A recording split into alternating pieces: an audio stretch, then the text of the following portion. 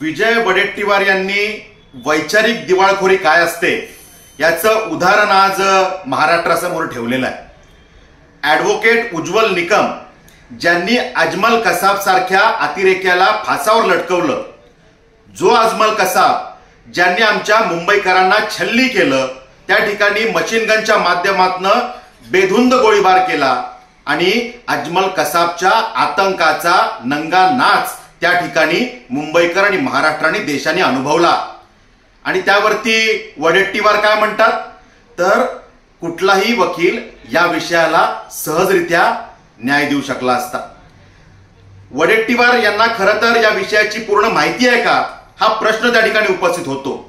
फक्त अजमल कसाबला फाशी देणं इतकाच विषय यामध्ये नव्हता, यामध्ये पाकिस्तानचा इंटरफेरन्स कसा आहे आणि जागतिक प्लॅटफॉर्मवरती पाकिस्तानची आतंकवादी पूरक भूमिका मांडणं हे त्या ठिकाणी महत्वाचं होतं। आणि त्या पद्धतीनं उज्ज्वल निकम साहेबांनी ती भूमिका मांडली आणि संपूर्ण जगातल्या महत्वाच्या देशाचं समर्थन भारताच्या बाजूने उभं केलं।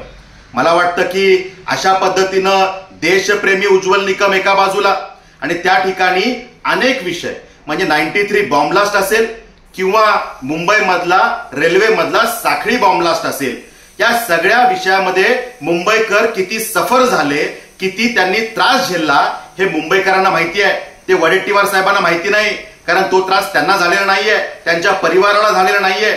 आणि त्यामुळे या सगळ्या विषयात जेव्हा न्याय मिळवून देण्याची भूमिका देशप्रेमी मुंबईचे हिरो, मुंबईचे योद्धे, महाराष्ट्राचे योद्धे उज्ज्वल निकम साहेबांनी जेव्हा ही भूमिका घेतली तर त्यांना खरं तर समर्थन दिलं पाहिजे।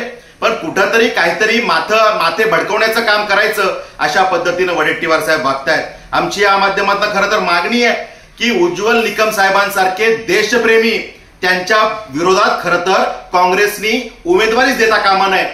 ज्यांच्या कर्तृत्वाबद्दल शंका आहे अशा उमेदवाराला तुम्ही उज्ज्वल निकम साहेबांसमोर उभं करता। खरं तर देशप्रेमी उज्ज्वल निकम साहेब यांच्या समोर कुठलाही उमेदवार काँग्रेसनी देऊ नये, तो विड्रॉल करावा आणि आपणही देशप्रेमी आहात याची कुठंतरी शंका जी आज सगळ्यांच्या मनात तयार झालेली आहे ती शंका जनतेच्या मनातून दूर करावी। मला वाटतं ही संधी आणि